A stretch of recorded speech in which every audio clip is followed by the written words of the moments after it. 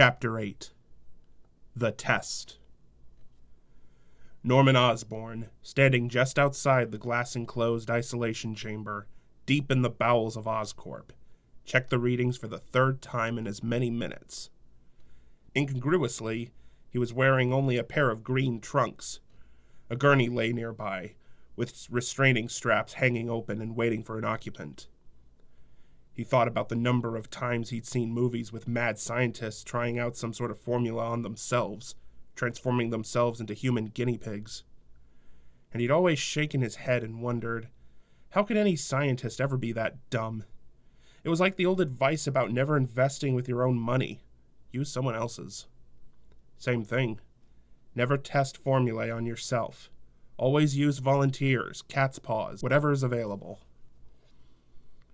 Yet here he was, realizing that for such a scenario to play out, one didn't need to be a scientist or stupid, just someone who was desperate. And as he checked the latest printouts for the fourth time, he realized that he himself was just that desperate. His head snapped around and his eyes narrowed suspiciously as he realized that Dr. Strom was looking over his shoulder, checking the results as well. Strom looked positively ill, and to think that not long ago, Strom had been the picture of confidence and heroic defiance as he had advocated starting the project over from scratch.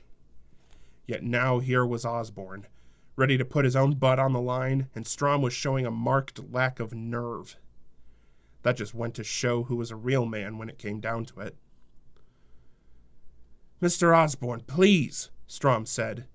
"I'm begging you for the last time." "Don't be a coward," Osborn said disdainfully, drawing strength from Strom's fear. "Risks are part of laboratory science." Strom's brow was soaked with sweat, and it wasn't because it was hot in the room. "Let me reschedule this with a proper medical staff and a volunteer. If you'll just give me 2 weeks... Osborn put down the pages he'd been checking and fixed a level gaze on Strom. "In 2 weeks, this project, this company, will be dead," he said in a flat, implacable tone. "Sometimes you have to do things yourself. Now get me the barium phosphate."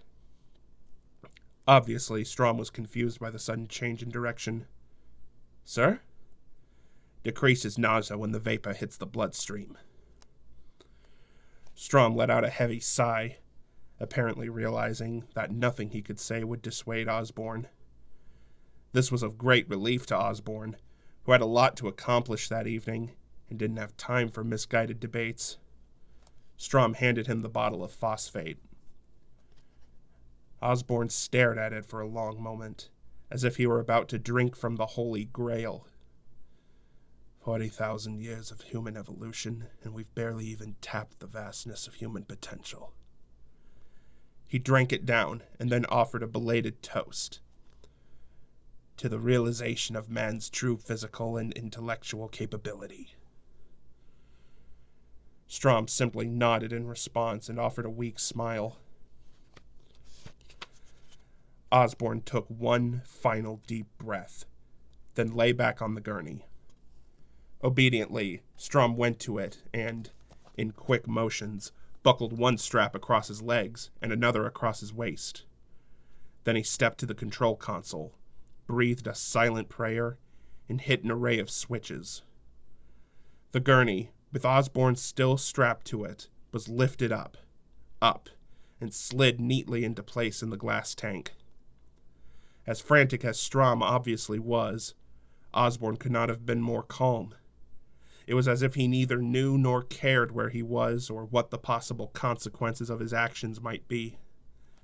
He was convinced of the rightness of what he was doing, and was perfectly content to let all other aspects of the adventure play out.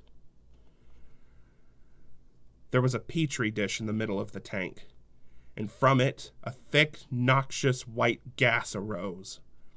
Osborn could imagine that the gas was forming faces, demented specters with their mouths twisted into sneers. But instead of fear, all he felt was rage, even challenge, as if he were more than willing to take whatever was thrown at him, by all creatures, real or imaginary. The gas, lighter than air, crept over Osborn's body, starting with the feet and working its way upward. Despite the fact that he'd asked for this, despite the fact that he wasn't afraid, Osborn reflexively took a deep breath. The white cloud enveloped him and, just for a moment, he felt a surge of fear. But then he reminded himself of just how sniveling, just how useless the emotion of fear could be. Newly resolved, he opened his mouth and forced himself to take in a tiny bit of air. It was no doubt his own vivid imagination that made it look as if the gas were leaping, like an entity that had developed intelligence, into his mouth. It was that self-same imagination that caused Osborn to choke on the gas for a moment. But then he calmed himself and forced himself to breathe normally. The gas flowed in and out of his nostrils. He could actually see it moving. He saw Strom looking in on him, felt more relaxed than he'd ever been, and started to speak to Strom to tell him not to worry. And suddenly his entire body was seized by convulsions. From his fingertips to his teeth, it was as if someone had touched a hot poker to his every nerve ending.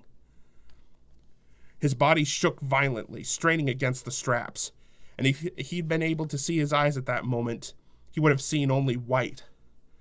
He heard frantic beeping, alarms, and distantly realized that it was the body monitors. He heard flatlining noises, which he couldn't understand because those would only be going off if someone were dead. And that certainly couldn't be applying to him because he definitely wasn't dead. Hell no, he'd never felt this alive before. Every fiber of his being, every pore of his skin wide open and receptive to everything it could possibly experience. He felt bigger, stronger than his body, as if his skin couldn't contain the amazing sensations that were hammering through it. That was when he heard a ringing that soared above everything else. It was the panic button. The emergency abort button. Strom had hit it. Strom. The lily-livered, weak-kneed insult to the human race. Strom had displayed a complete lack of vision and conviction in hitting the panic button, and Osborn felt a surge of fury at Strom's weakness. The white gas was being sucked out of the tank as the great vacuum vents in the ceiling roared to life. Osborn wanted to laugh and cry at the same time, to beg the gas to return to him, to give him the strength and stamina that he was positive he could obtain. No, not just could, should. The abilities that should by right be his were being sucked away via the ceiling vents. It was more than he could bear. He felt hands fumbling at the straps. And it was only then that he realized his eyes were clenched shut. His body wasn't responding to the instructions of his mind. It was like having an out-of-body experience while still being in your body. Osborn decided to inform Dr. Strom that he was perfectly fine, thanks, and to get his hands off him. It came out as a shriek. Osborn continued to scream, and he had no idea why he was doing it. But it felt good on some sort of primitive level, like a caveman with his foot planted on the body of a recently slain foe, informing everyone else that he was a force to be reckoned with. The straps were gone from his chest, and Osborn could hear all the emergency monitors going off. In his haze, he didn't associate them with himself anymore. They were just noise, something he could join if he so chose. And he did, screaming louder, matching them in pitch and taking an insane delight in doing so. His heart rate leapt, his blood pressure, respiration, everything shot off the charts. His eyes snapped open, alight with the fire of inner madness, and he ripped the sensors off his chest. Strom tried to hold him back, and lasted for exactly as long as it took Osborn to notice him.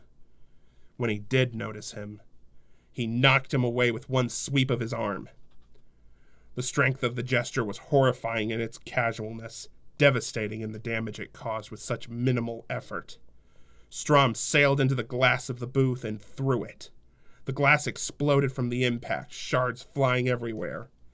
Strom kept going, flying through the air as if some great invisible fisherman had tied a line to him and was reeling him in. He sailed across the lab and smashed into a pillar on the far side, some 50 feet away. He sagged to the floor, blood pooling under his head. Osborn watched Strom's life ebb from him and didn't care in the slightest. He had other things to worry about. His attention was far more drawn to the battle suit and the personnel carrier prototype. The two devices were sitting there in the darkness, filled with power waiting to be used. Osborn felt exactly the same way, like a source of considerable power, if only it could be utilized properly. He felt as if his mind were splitting in two. On one level, he was fully aware that Strom was dead at his hand, and the aspect of Norman Osborn that realized it recoiled in shock and horror. But there was another part of him that not only didn't care, it reveled in it. Strom had been weak, and the new Osborn despised weakness. The world was filled with sheep, and the wolf went among the sheep and devoured them. The component of Norman that had no tolerance for weakness leapt to the forefront, brought there by the gas, by the chemicals that it had unleashed in his mind. A great green haze fell over him, and Osborn trembled, twisted, convulsed, as if something was trying to fight its way out from the most primordial roots of his soul. And then Norman Osborn threw his head back and howled in pain, confusion, and transformation. Gone was any trace of guilt. Gone was any consideration for ramifications. Gone was any hint of a man who could have felt the least bit of remorse for his actions. He began to leap and dance and cavort around the glider in armor, like a devout worshipper giving thanks to the totem of a dark and slavering god. He waved his arms around, gibbered and howled like a cross between a baboon and a wolf. And the last conscious thoughts fled him. The next thing he knew, he felt as if he were being lifted up, as if his God were taking him up to heaven. There was the heady sensation of flight, of the world speeding below him, and there was more than that. He felt as if he had power, ultimate power of life and death over all the puny mortals who sprawled beneath him, going about their pathetic little lives, sleeping or watching movies or making love, all unaware that a new dark god and his greatest disciple were abroad upon the land. They would know him and fear him and worship him, and he would take their fates in his clawed hands, for they, like Strom, were just sheep. Just sheep. And he was the shepherd, and he would guide them and herd them and shear them and slaughter them. For what else did one do with sheep? Harry Osborn hated his father's den. Partly it was because of some of his earliest memories involved being chased out of that haven of his father's, when all he'd wanted to do was spend a few minutes with his dad. But his dad had been so busy, always so busy.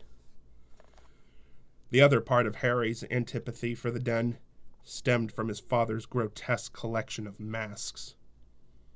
He had no idea what had prompted his dad's fascination with such hideous things, but they had been there for as long as he could remember, and every year there were more of them as Norman acquired them in his business travels. Medieval jesters' masks, masks from New Orleans during the Mardi Gras revels, masks allegedly worn by witch doctors in the heart of the Congo. All these and more adorned the walls, staring down in silent judgment and condemnation of anyone, namely Harry, who dared to set foot in the den without approval of the master of the house.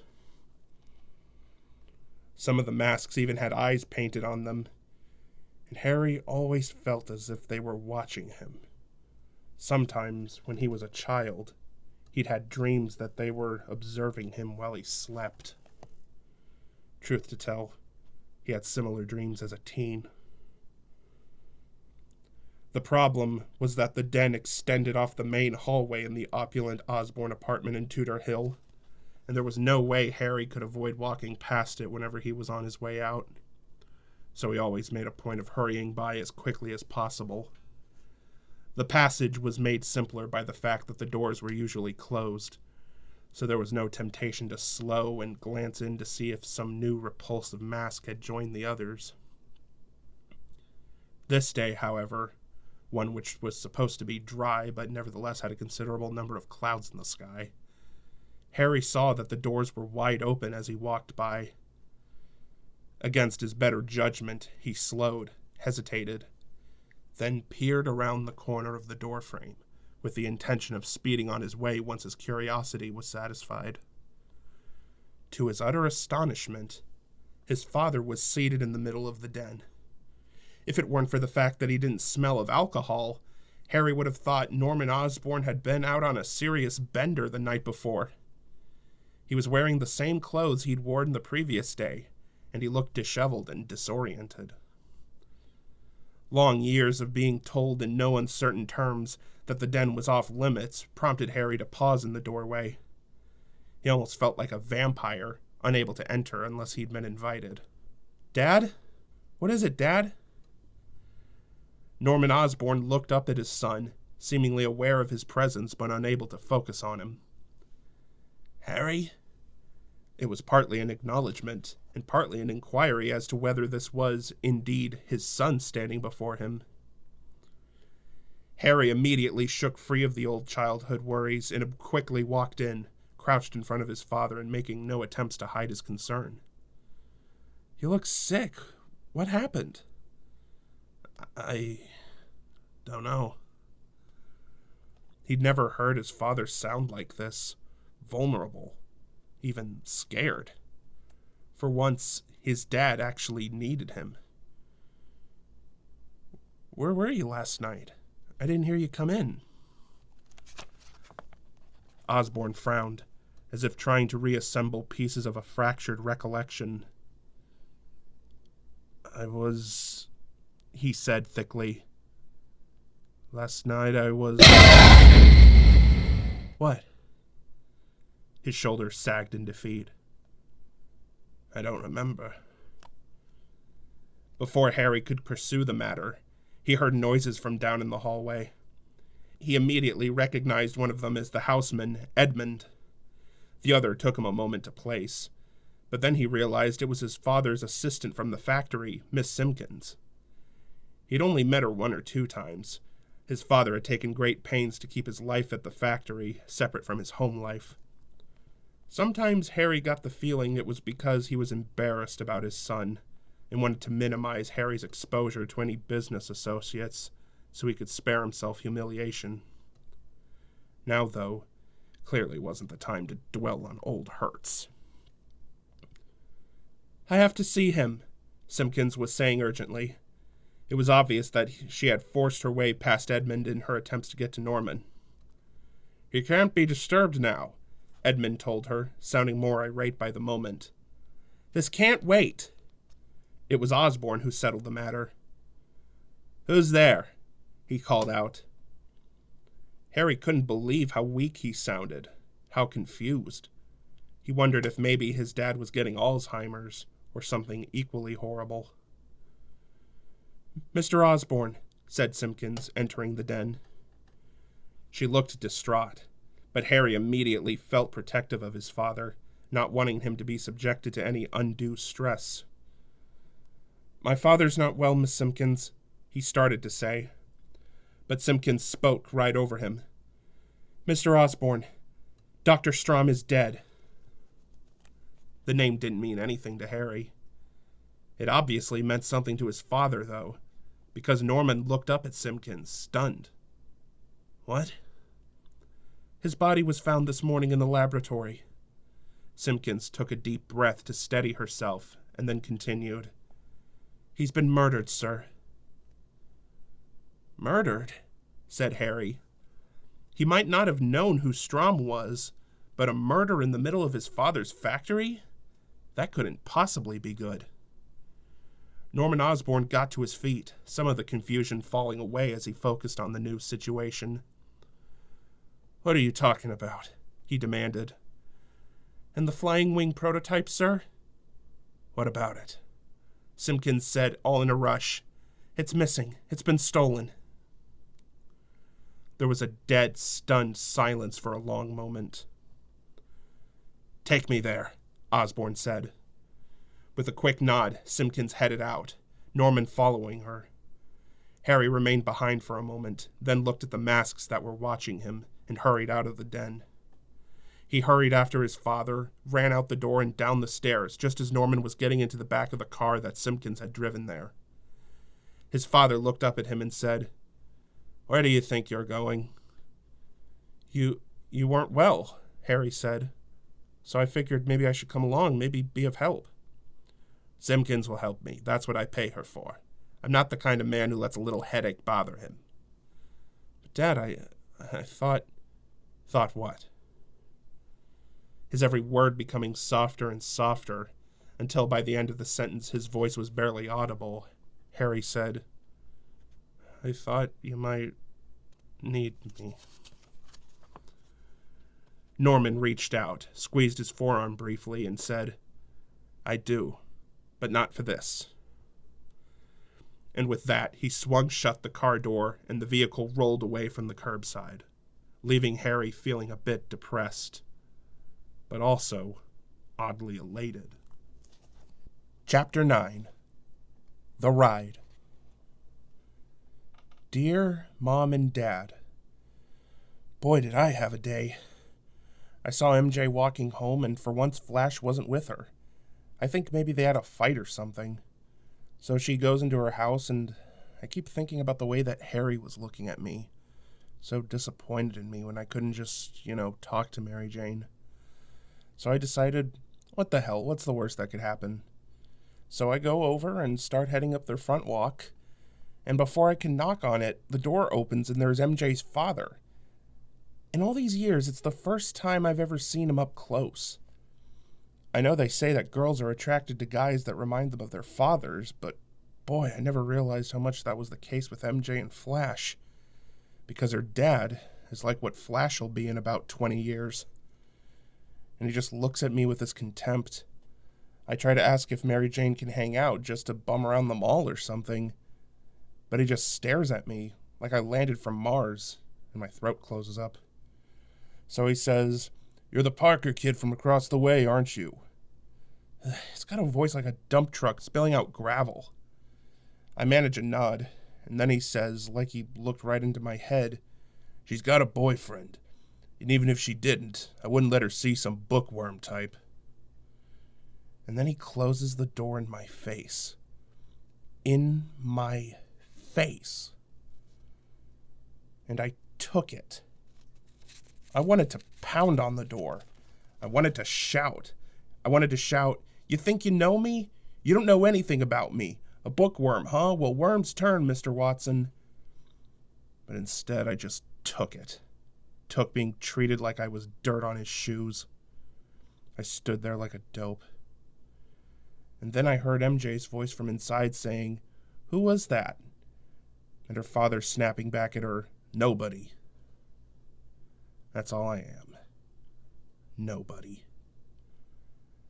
How the heck was I supposed to talk to her after that? "Hi, I'm the nobody who was just talking to your dad." She just looked at me with pity. And that's the thing I can't stand above anything else. I'd rather she looked at me with love or hatred or not at all. But pity I just couldn't stand. So I turned and walked away. The worm turns, but even after he does, he's still a worm. It's not fair. It's just not fair. Instead of doing something about how I feel, I'm just sitting here on the front steps of my house writing to you. I wish you guys were here. I can't talk to Aunt May or Uncle Ben about this stuff. Heck, Uncle Ben will probably get himself so worked up that he'll stomp over there and confront MJ's dad, and how humiliating would that whole scene be? and Aunt May will just tell me how wonderful I am and how some girl will appreciate me someday, and then she'll bake brownies. It's amazing I don't weigh 400 pounds. Then again, if you guys were here, I don't know what you'd do either. Better finish off this letter. Aunt May and Uncle Ben are going to start getting worried about me. I keep thinking about the way her dad looked at me, and how it made me want to, do something. Wouldn't it be great to be someone who could do whatever he wanted? Well, I'm working on it. It was as if Aunt May and Uncle Ben were waiting for him, as if they knew he'd come sprinting down the stairs, which he did, heading for the door at full steam, which he was. They were seated in the living room, Aunt May darning a sock and Uncle Ben reading a newspaper, but it seemed as if those were just poses as they waited for him to appear. With his backpack slung over his shoulder, Peter said quickly as he moved toward the door, all in a rush, "Going down to the library, see you later." "Hold on, I'll drive you," Uncle Ben called to him, getting up from the chair. "Hold on, I'll drive you," Uncle Ben called to him, getting up from the chair. He did so with a slight grunt, as he always did. It was as if his body were scolding him for subjecting it to an exertion. "It's okay, I'll take the train." But Uncle Ben was already taking his jacket off the coat rack, and Peter could tell by the jingling coming from the pocket that the keys were already in there. And when he spoke, it was in a surprisingly firm, take-no-guff voice, as if he'd just caught Peter with his hands in the cookie jar. "I said I'll drive you. Get in the car." Taken aback by the sharp tone, Peter meekly climbed into Uncle Ben's car, a 1988 Oldsmobile Delta that his uncle had fallen in love with and refused to sell, no matter how many things he needed to repair on it. He thought he saw Uncle Ben winking at Aunt May, but had no idea what that might have been about. To his surprise, most of the ride passed in silence. He couldn't figure it out. He'd hoped Uncle Ben just wanted to spend some quality time with him, chit-chat about what was going on in his life. Truth to tell, Peter hadn't much been looking forward to it. Because, of course, there was only one thing of true significance that had been going on in his life. He didn't want to lie to Uncle Ben, and to a great degree, it was easy to avoid doing so. After all, unless Uncle Ben said, "So, Peter, did a bite from a genetically engineered mutant spider give you spider powers recently?" Peter wouldn't be put on the spot. But he also knew that was a technicality. Peter firmly believed in concepts such as sins of omission. The very fact that he wasn't being completely forthcoming was, in and of itself, deceitful. Anything less than an honest answer to a question as straightforward as, "What's been going on with you lately?" was going to be a lie. He hated the notion of lying to Uncle Ben. Uncle Ben, who had such an open, honest face, it was like clubbing a baby seal lying to him. It was dusk when the Olds rolled up to the library. Peter turned to get out, with still nary a word having passed between them. He said, "Thanks for the ride."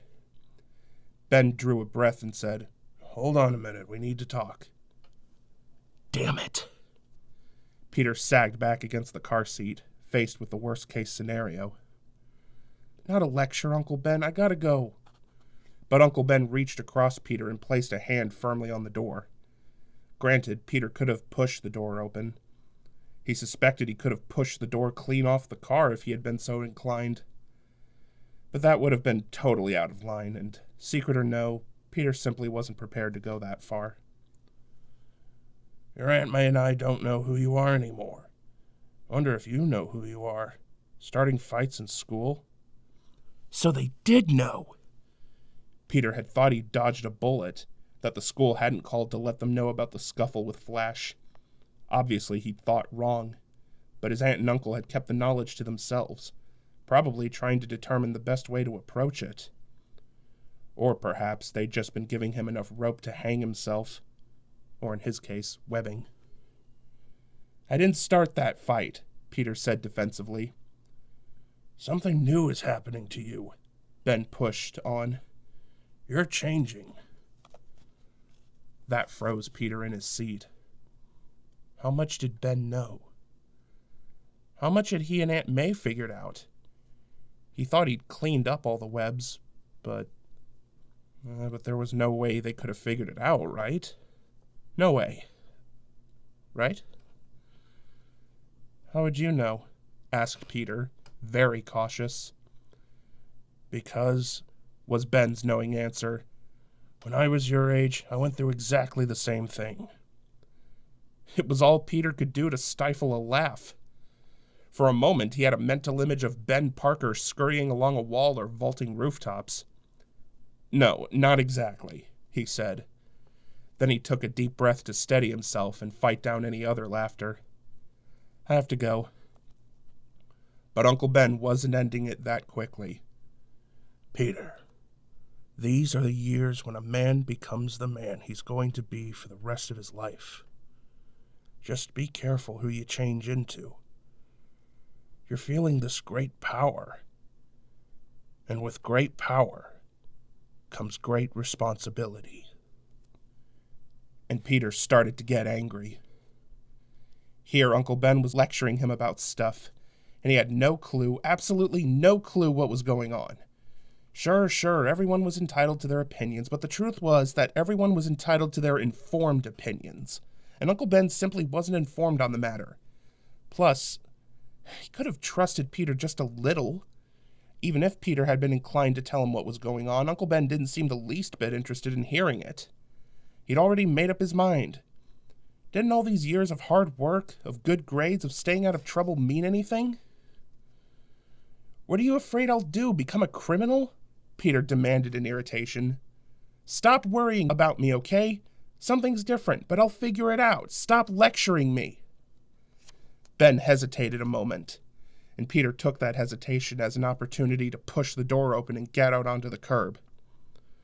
"I don't mean to lecture you, and I know I'm not your father," Ben began. And then came the words that Peter would, in later years, wish that he could call back before Ben heard them. The words that, if Peter could go back in time and throw a gag around his mouth to prevent him from uttering them, he would have done so in a heartbeat. Instead, they emerged, hostile and hurtful.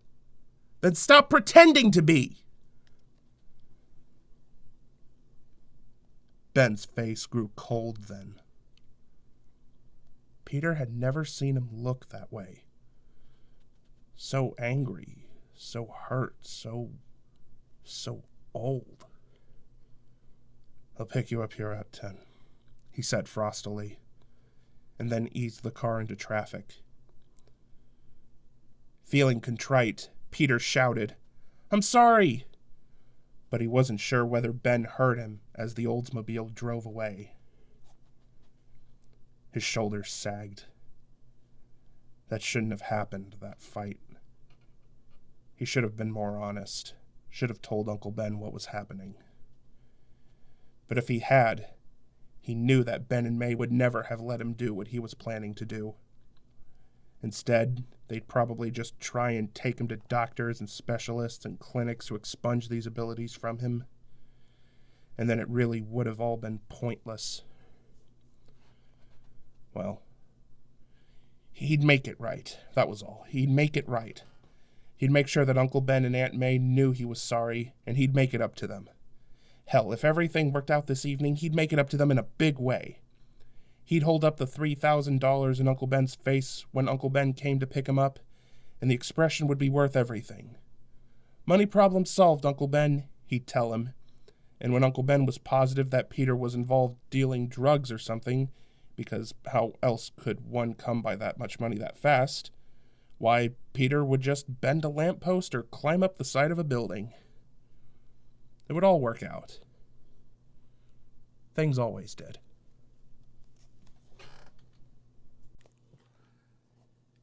Chapter 10. The Second Fight. Every so often at school, someone would accidentally drop a tray in the cafeteria. At those times, shouts, catcalls, and all-around bellowing from the students would serenade the unlucky, clumsy individual. Up until this moment, It had been the loudest group noise Peter Parker had ever heard. It was nothing compared to what he was experiencing now. The arena was wall-to-wall sound, unending, feeding upon itself and just building and building, and Peter thought that he was going to start bleeding out his ears. The place was huge, packed with more drunk people than Peter had ever seen in one place in his life, and they all wanted the same thing, to see some guys get their heads kicked in. Every so often, Uncle Ben would watch wrestling on television. It was one of the few things he did despite knowing it drove Aunt May completely nuts. Indeed, that might have been one of the reasons he did it. Just to keep his hand in, to let her know that he was the man of the house, darn it. And sometimes Peter would join him, which would send the tisk-tisking from Aunt May to an entirely new level. But seeing it on TV, nice and safe on a couch back home, had done absolutely nothing to prepare Peter for the reality of actually being there. He was standing on a line behind other amateur wrestlers, most of them wearing remarkably garish outfits. At the front of the line sat a bored-looking blonde with too much makeup and a bad perm, checking them in and taking down vital information. Like next of kin, he thought bleakly. The hallway he was standing in, along the outer perimeter of the arena, was cramped and smelled like mildew. A pipe overhead dripped water steadily into a bucket that needed to be emptied, and soon. When Peter heard another massive roar, he took a step back and peered through an exit door into the arena itself. The wrestler in the middle of the ring was known as Bonesaw McGraw. Peter had never seen him in action during any of the fights that he'd watched alongside Uncle Ben.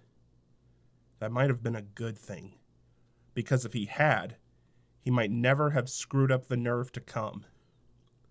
McGraw was at least 6 feet 9 inches tall and 300 pounds of pure muscle. His massive chest was glistening with sweat. He had long, dark, messy hair and a dark beard, and he had a look on his face of such dementia that Peter couldn't help but wonder whether McGraw might not be overdue for a distemper shot. At that moment, McGraw was busy polishing off an opponent who had been billing himself as battling Jack Murdoch. He had flaming red hair and some muscle of his own, and he was dressed in a costume of yellow and dark crimson. But if he'd ever had a prime, he was clearly past it, and McGraw was making short work of him. He slammed Murdoch to the ground and delivered a crushing flying elbow to his opponent's chest so hard that Peter thought he could feel it from where he was standing. "Down the hall to the ramp," said the check-in woman to the man immediately ahead of Peter. The man was tall and lean and dressed like Robin Hood. "And lose the hat," she said sourly. He reluctantly removed it, but gave her a nasty look, which only succeeded in earning him a derisive chuckle. Yeah, nice tights, tough guy," she said. "Next!" Peter pulled himself away from the exit door and turned to face her. She looked him up and down once and said briskly, "There's no featherweight division here, small fry. Next!" Watching the $3,000 evaporating before his eyes, Peter said quickly, No, I know." She stared at him as if trying to figure out, not whether he was insane, but just how insane he was. "Okay," she said slowly. "You understand the NYWL is not responsible for any injuries you may," she looked him over one more time and continued, "and probably will sustain while participating in said event, and that you are at sub 150 pounds indeed participating under your own free will?" "Yes," he replied. Sighing as one would when saying farewell to a condemned man, she said, "Down the hall and up the ramp. May God be with you." Behind Peter, a man dressed as Xena waited his turn. The blonde rolled her eyes and said, "Let's go, princess." Aunt May, drawn by crowd shouts from the TV, walked into the living room to find Ben sitting there, staring at the screen. She gave a low moan as she realized he was watching wrestling. She hadn't even heard him come home. "How did the talk with Peter go?" He grunted. "That doesn't sound good." She stood in front of the TV. Do you want to discuss it? No, he said. I want to watch large men pound on each other. Why? She asked him, for what seemed the 1,000th time in the course of their marriage. Advance frustration. One side, May, please. With an extremely loud tisk-tisk, she stepped aside. Then, after a moment, she walked primly over to the couch and sat down next to him.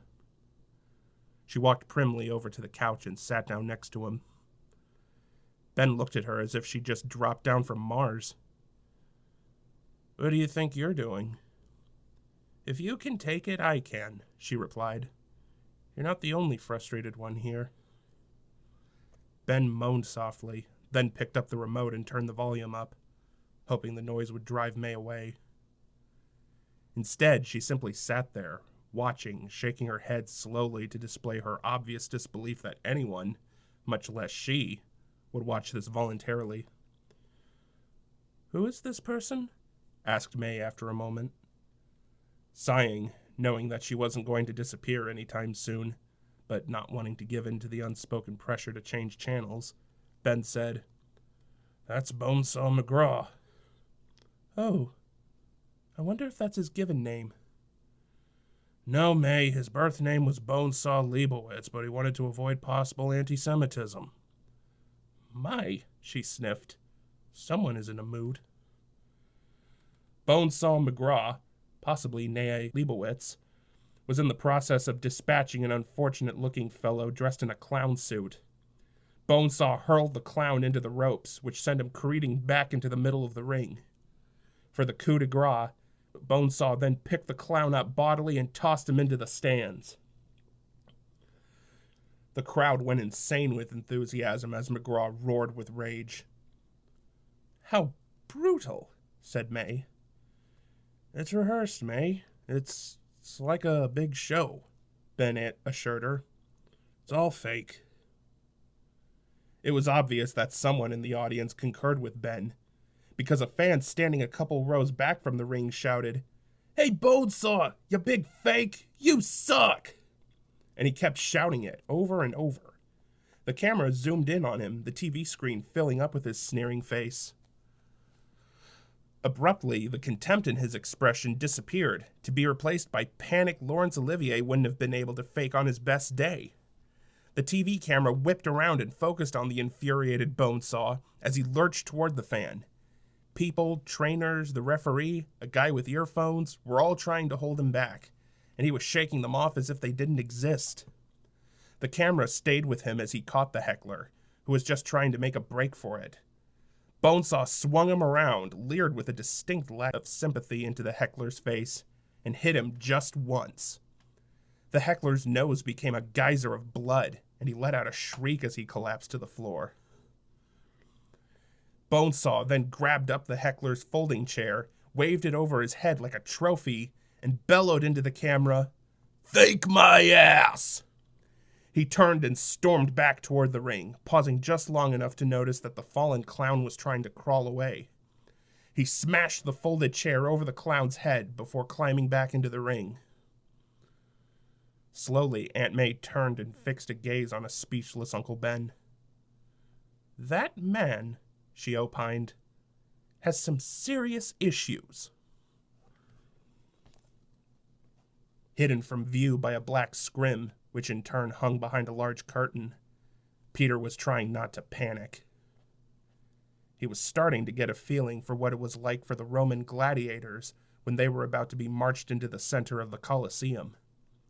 Hearing all those spectators howling for blood, their blood, would have undermined the most experienced and confident of warriors, and Peter didn't have a lot going for him in either category. He heard the ring announcer shout, Are you ready for more? And when he apparently wasn't satisfied by the audience's shout of bloodlust, he bellowed even harder. I said, Are you ready for more? The crowd gave him what he wanted. More, more, more, they shouted, over and over, stomping their feet rhythmically until the whole place was shaking. Peter started to wonder if the arena was going to collapse rendering this entire harebrained stunt completely moot. He noticed a monitor mounted nearby that had the ring on the screen. Bonesaw was sitting on a stool in the corner, where he was being tended to by his bikini-clad ring maidens, who were collectively known as the Bonettes. They were sponging him off, giving him water, massaging him. He sat there with a smug expression on his face that reminded Peter of Flash Thompson, and the fear within Peter began to burn away, to be replaced by an overwhelming desire to smash that grin into the ground. Bonesaw, apparently having had enough pampering, rose and started flexing. The crowd went nuts. Peter rolled his eyes. "Bonesaw is ready!" the wrestler announced, his voice so loud that it carried even over the barely controlled pandemonium of the spectators. Then the image on the screen changed, and the announcer reappeared. "Will the next victim please enter the ring at this time?" he called dramatically. Then he was gone again from the TV monitor, and Peter realized it meant he was heading up the ramp toward the curtain. He was, however, momentarily distracted when he saw two girls on the screen, with breasts the size of ham hocks.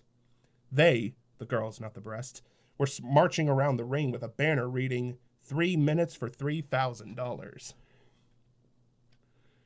Then the announcer finished his trek and ended up standing just outside the curtain as he continued, "If he can withstand just 3 minutes in the cage with Bonesaw McGraw, the sum of $3,000 will be paid to..."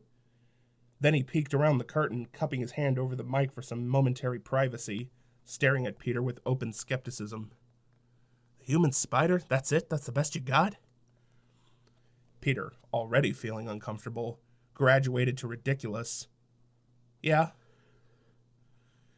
Making an annoyed, huffing sound, the announcer said, "Oh, that sucks. You gotta jazz it up a little." Then, without hesitation, he started speaking into the mic again, continuing as if he hadn't left off. "The sum of $3,000 will be paid to..." The curtain started to open. Peter took a deep breath, steadying himself, trying to calm his pounding heart. "The terrifying, the deadly, the amazing Spider-Man!" The black scrim, which had been revealed by the curtain, rose perfectly on cue, and Peter Parker didn't feel the least bit terrifying, nor deadly, and certainly not amazing. When the crowd's reaction combined laughter with, well, more laughter, what he felt was still, quite simply, ridiculous. Uncle Ben guffawed at the sight. "Big overture, little show," he snorted. Bonesaw's challenger apparently was nothing more than some undersized idiot dressed in blue sweatpants, a red sweatshirt with a spidery design on it, and... "What's that stretchy hat thing he's wearing?" asked Ben. It looked like some sort of hooded garment, covering his neck, face, and head. Only the eyes and the bridge of his nose were visible. "It's a balaclava," May told him promptly. "You remember, I gave Peter one for his 14th birthday. Looks a bit like that one, actually. Maybe his mother gave it to him." "Well, she didn't do him any favors, that's for sure. My mother dressed me funny. That's a battle cry for you." "Wrestlers are dressed like teenagers. Pitiful. Pitiful. Gorgeous George, now there was a wrestler with fashion sense." Aunt May looked at Ben with an arched eyebrow. "I'm starting to worry about you, Ben. I really am." The challenger, meantime, didn't seem pleased with his introduction. "That's the human spider," he said. "Get out of there, dipshit," said the ring announcer, who apparently didn't realize the microphone was on. The masked figure walked slowly toward the ring, looking right and left, clearly overwhelmed by what he was seeing. The Bonettes were waiting for him on the ramp, like a pack of hungry wolves. They mercilessly heckled him as he went, made as if they were feeling his muscles and yawning while doing so. They taunted him and berated him, and as they did so, they egged on the crowd to join them, and the crowd did so with gusto.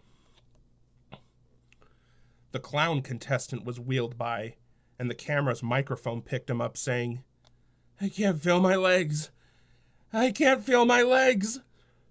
"Oh, Ben, enough is enough. Turn this off. It's grotesque." I know, but damn." And Ben shook his head. "I can't help but feel sorry for the poor guy. Maybe I'm hoping a miracle will happen." "What, that he'll have the sense to turn and run?" "I wouldn't count on it," said May.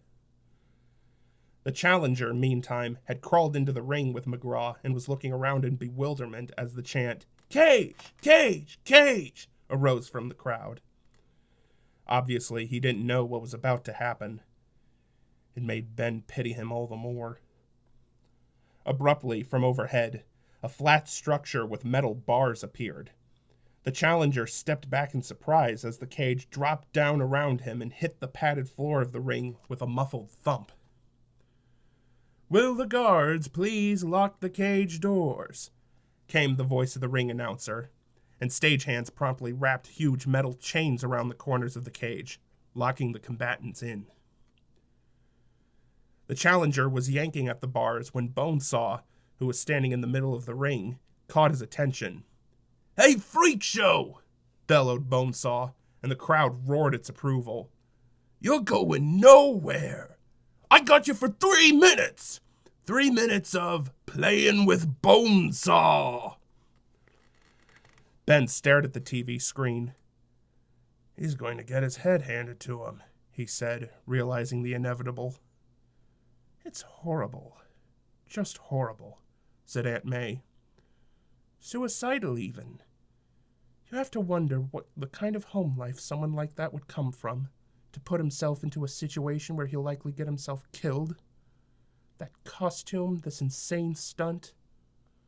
I'm telling you, Ben, this is a cry for help." "Help," muttered Peter beneath his balaclava as he flattened himself against the bars. "What am I doing here?" Bonesaw didn't waste any time. Maybe he just loved giving the crowd what it wanted. Maybe he had a hot date and wanted to get out quickly. Whatever the reason, he came in fast and hard, straight at Peter. Peter leapt upward, and Bonesaw crashed into the cage wall with teeth-rattling force. He had been so confident that Peter wouldn't be able to get out of the way that he had fully committed himself to the charge. Consequently, he hit the cage wall so hard that he actually bounced off and crumbled to the ground. His vision swam, and he had to shake off the impact, even as he stared stupidly at the bars in a vaguely accusatory fashion. Then he looked up. Peter, clinging to the top of the cage, waved down to him. "What do you think you're doing?" demanded Bonesaw, staggering to his feet. "Staying away from you for 3 minutes," Peter replied, sounding more cheerful than he felt. With a roar of indignation, Bonesaw leapt up at him. His leg muscles were powerful enough to carry him within reach, except the lithe teen had already vaulted out of the way, somersaulting to the opposite side of the cage. He clung there for a moment, then dropped to the ground. And then he heard something that completely astounded him. "Yeah! Go Spider-Man!" It was the heckler whose face Bonesaw had rearranged. He was back in his seat, dried blood on his face, and he was shouting encouragement and pumping the air. Other people in the crowd were joining in as well, apparently pleased by the show that Peter was putting on. Then his spider sense kicked in. It had been warning him since the moment he set foot in the ring, starting with the buzzing signal that began in his head as the cage was descending. But he'd had too many distractions to know where to look first. Now, however, he was beginning to focus on what was important, and he realized that not only was it necessary to defeat Bonesaw and win the money, it was also important to do so in a way that would be entertaining to the crowd. If he was going to do this with any degree of regularity and get the big purses, money that would make this $3,000 payday look like chump change, he'd have to give the crowd what they wanted. What Bonesaw gave them. A show. His spider sense had warned him that Bonesaw was coming at him again, and Peter leapt effortlessly between his outstretched arms. To him, it was as if Bonesaw were moving in slow motion. But this time he didn't settle for just getting out of the wrestler's way. Instead, he landed in a one-handed handstand on Bonesaw's head. Beneath his balaclava, he was grinning, his confidence growing. "Not a bad costume," he said to his opponent, as if chatting in a laundromat while watching clothes dry. "What is that, spandex? I used Lycra for mine and it itched like crazy." But Peter had gotten too cocky, too quickly. With a fast, economic move, Bonesaw grabbed one of his outstretched legs and shouted, "I got you now, insect!" And he swung Peter in a spin that sent him crashing against the side of the cage. "Ow!" Peter moaned softly. The crowd's reaction was mixed. Some cheered the violence, but others were rooting for an upset. Clearly they liked this upstart with his dazzling gymnastic style. Bonesaw hauled him away from the edge of the cage and let him loll back on the floor. "You know," said Peter, feeling woozy, trying to pull himself together, "technically it's arachnid." If the students in Peter's class hadn't seemed interested in the specifics of spiders, Bonesaw seemed even less so. He barreled toward Peter, whose spider sense was now screaming at him over the imminent danger. Peter, his mind snapped clear by the intensity of the warning, looked up in time to see Bonesaw leaping at him with a flying elbow. In a second, that elbow would be slamming down into Peter's chest, very likely breaking several of his ribs. Fortunately for Peter, he didn't need a whole second. Instead, he brought his feet up, catching Bonesaw in the chest just in time to use the brute's own speed and strength against him. At exactly the right moment, Peter uncoiled his legs like a python snapping at its prey and sent Bonesaw hurtling across the cage, slamming with full force into the iron bars. The entire cage shook from the impact, and Bonesaw sank to the mat, unconscious. Peter couldn't believe it. Neither could the crowd. For a long moment, there was dead silence. And then, as if with one throat, the crowd erupted in a joyful chant. "Spider-Man! Spider-Man! Spider-Man!" Springing to his feet and realizing that he didn't feel the least bit winded, Peter spread his arms wide, drinking in the adulation. "Ah, showbiz," he said. "Spider-Man?" Aunt May said in slow amazement, unable to believe what she just witnessed on the TV screen. "Spider-Man?" "Apparently he does whatever a spider can," Uncle Ben said as he pointed his remote control and shut off the TV. "What nonsense." "I'll tell you, Ben, if I were his mother, I'd give him a piece of my mind. I mean, anyone who's clever enough to come up with tricks like he used should be able to put his mind to more creative things than brutality." Ben reached for his keys and headed for the door. "If I ever happen to run into him, I'll be sure to tell him you said so. In the meantime, I've got more than enough to worry about in trying to figure out what I'll say to Peter." The door closed behind him with a click. And as it did, Aunt May felt a chill pass through her. She had no idea why. There was just something about the way the door had clicked shut. A sort of finality to the sound. Then she shrugged it off and went to put on a sweater. Peter, still in his costume but holding the balaclava in his hand, stared at the single $100 bill that the promoter was handing to him. They were up in his office, upstairs at the arena. It was seedy, and the corner of the desk was propped up by a phone book.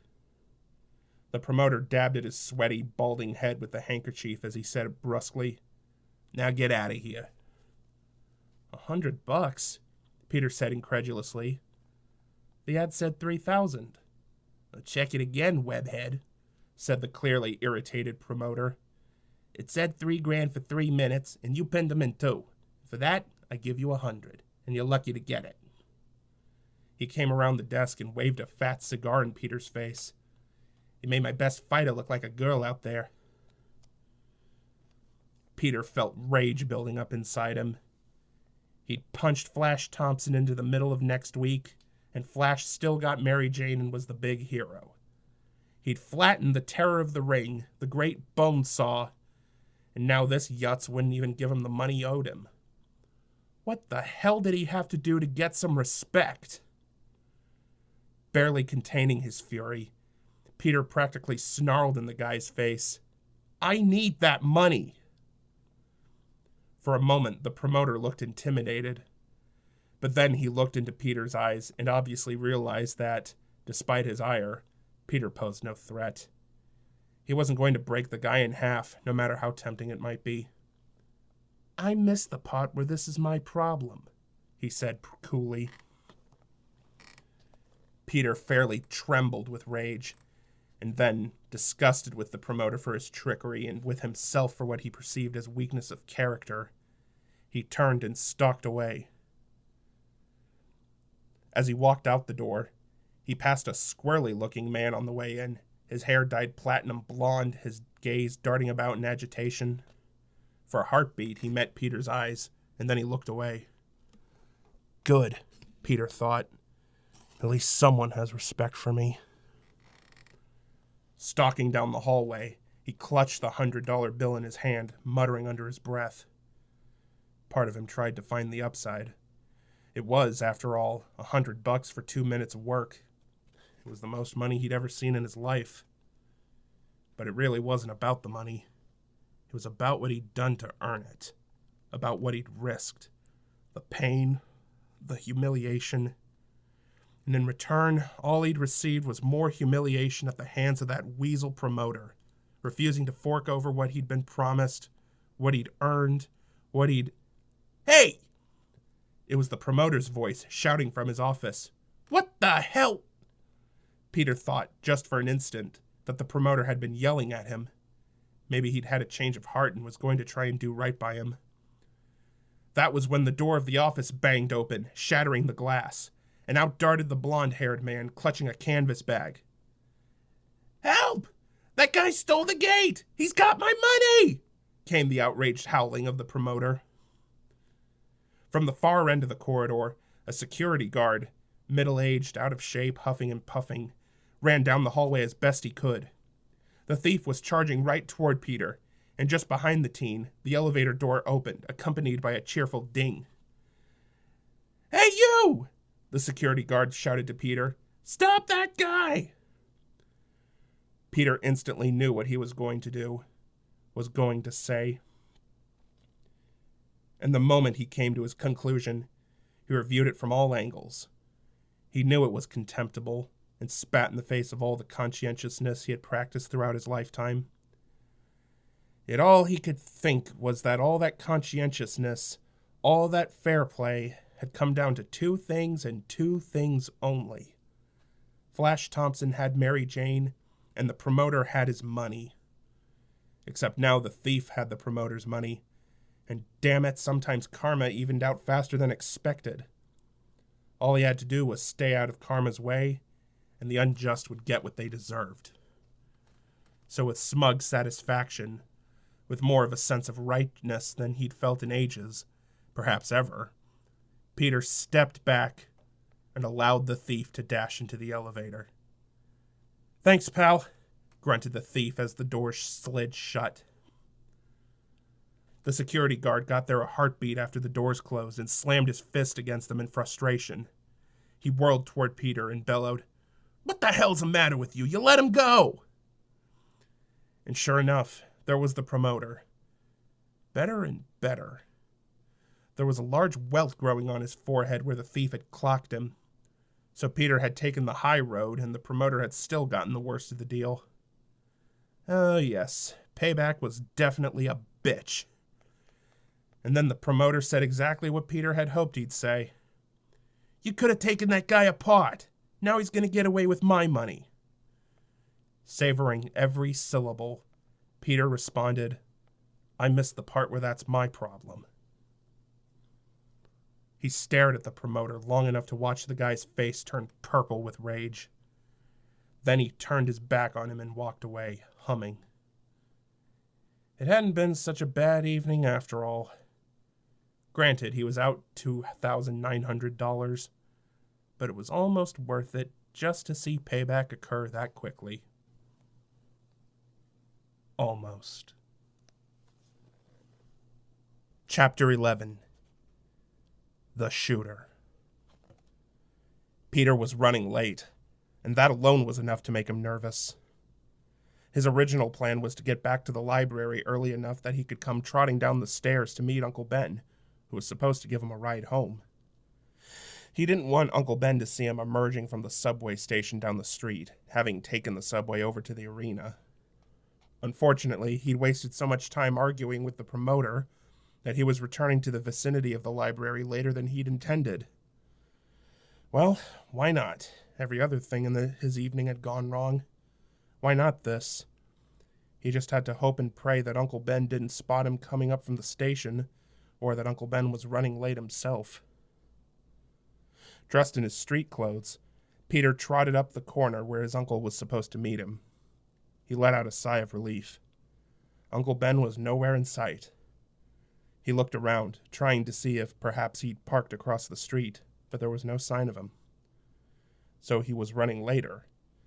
Or maybe he'd gotten there early and some cop had told him he couldn't stand there, so he was circling the block. That also made sense, particularly since Peter spotted a police car at a far corner, its light blinking steadily.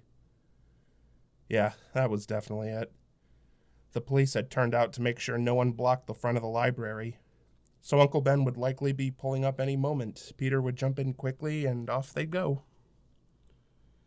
The only question in Peter's mind was whether to show Uncle Ben the $100. No, his new vocation would only pass muster if Peter had some serious money in hand. Then another police car raced by, its siren blaring, stopping short to join the first one. There was an ambulance siren in the distance, drawing closer. That was when Peter started to get a gnawing, uneasy feeling in his stomach. Because there were 2 police cars here, and an ambulance approaching, and Uncle Ben wasn't here. The calm, logical part of his mind told him that it was pure coincidence. There couldn't possibly be any sort of connection. Even as he thought that, though, he started walking toward the corner where the police cars were. Pedestrians, onlookers, rubberneckers were also starting to gather.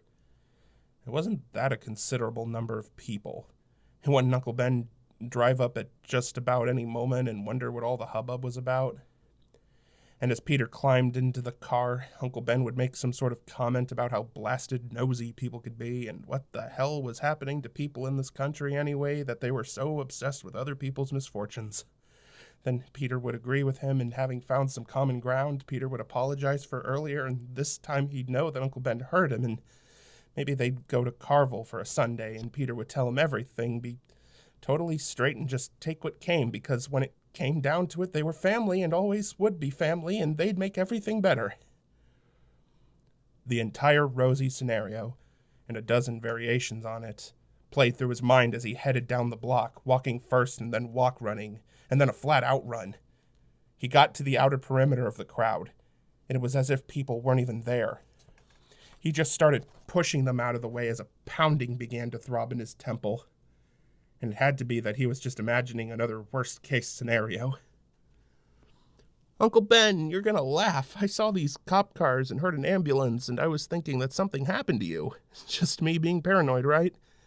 And Uncle Ben would look at him solemnly, although with a twinkle in his eye, and intone, "Just because you're paranoid doesn't mean they're not out to get you, Peter." And they would laugh and laugh. He shoved through to the front of the crowd, ignoring the shouts of, "Hey!" and "Watch it!" And he stared, dumbfounded, at the body of some old man lying in the street. There was blood pooling on the pavement under his body, and on his chest where he'd obviously been shot. And the old man looked very small and unimpressive, really. Peter had never actually seen a dead body before, or someone about to die, whichever this guy was. And he realized on some level that he should be repulsed or horrified. Instead, he was just disconnected, as if he was in shock over seeing his Uncle Ben lying in the street like leftover rubbish, except this guy wasn't Uncle Ben. No, heck no, hell no, he didn't look a thing like Uncle Ben. Yeah, okay, there was a faint passing resemblance, and he was wearing the exact same clothes that Uncle Ben had been wearing earlier, and his hair was pretty much the same color as Uncle Ben's.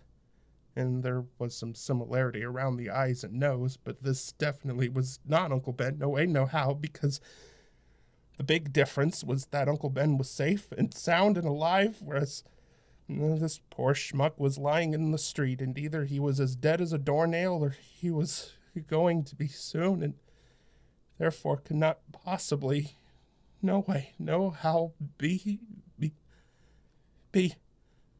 Uncle Ben! Screamed Peter as his world collapsed around him, and he lunged toward the corpse, but the police held him back. In truth, Peter could have picked them up and juggled them, but he was too unfocused in his confusion and shock. As a result, the policemen were able to restrain him, but just barely. They exchanged silent, surprised looks with one another that such an unassuming-looking teenager could have given them such a tussle. Hang on, shouted one of the cops, who was wearing a name tag that said Lieber. The cop next to him, Ditko, was almost knocked on his ass by Peter's struggles. My uncle! That's my uncle! That's not going to help him, Ditko said, trying to brace himself against Peter's onslaught. What happened? Carjacker, Lieber told him. He's been shot. Peter tried to shove past to get to him. He nearly succeeded, lifting Lieber clear off his feet and slamming him back down again with such force that Lieber almost collapsed from the impact. Ditko, standing behind him, his arms wrapped around Peter's waist, nodded for other cops to help them as he shouted in Peter's ear, Hold on, kid, you can't help the guy. The guy? He's not the guy, he's my uncle! And then they couldn't hold him anymore, because Peter yanked his arms clear of them and ran over to Ben. He dropped down onto the street, cradling his head in his lap, and cried out, Uncle Ben, it's me, it's Peter. He can't be dead, he can't be dead, he can't be dead. The words kept going through his mind, as if he could bring Uncle Ben back through sheer force of will. And then, slowly, Uncle Ben opened his eyes, his mouth forming a smile that seemed to be coming from very far away. He mouthed, Peter, and that was when Peter knew beyond any doubt that Uncle Ben was going to make it.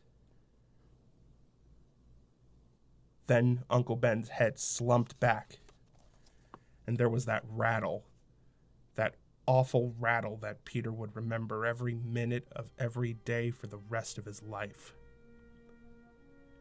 And Ben was off to be with his brother. Peter let out a howl like the damned, and the people in the crowd who had been babbling to one another lapsed into silence. Not so much out of respect, but out of shocked fascination for this naked display. The ambulance siren continued to wail in the distance, like a banshee announcing a dead soul on its way to the hereafter. The world blurred out for a moment, threatening to go away entirely. And then Peter heard another cop call out, They've got the shooter. He's headed south on 5th Avenue. And that brought his surroundings snapping sharply back into focus around him. No, they aren't going to get the shooter. I am. In a dark alleyway, Peter pulled on his wrestling sweats and without hesitation leapt into the air and onto the nearest wall. He skittered up the building, higher and higher, no longer caring about the heights he was scaling, or the danger he was facing, or anything except getting his hands on the bastard who had ripped his uncle away from him. He leapt onto a flagpole, swung around it by using it as an anchor to build up speed, and then released it, his momentum carrying him to the next building, which he ascended as rapidly as he had the first one. Achieving the rooftop, he looked far ahead to the cluster of police lights, the cop cars screaming down 5th Avenue in pursuit of the shooter. Peter fired a web line, a silver strand twinkling in the moonlight, adhering to a building 2 blocks down. It was the longest swing he had ever attempted. He didn't hesitate. He wasn't even thinking about it. Everything now was a means to an end. And even as he swooped down toward the street, and then snapped upward on the arc, even as he fired another web line in mid-swing, caught another building, and continued his journey, never slowing, moving with an ease and defiance of gravity that would have turned the most experienced of acrobats green. Even as all that was happening, all he could think of was Uncle Ben.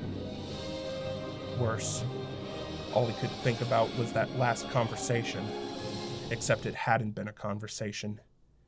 It had been a fight, a temper tantrum, a horror show, the petulant words of a brat and an ingrate, and Peter was sure that that was what Ben Parker had carried with him in departing this life.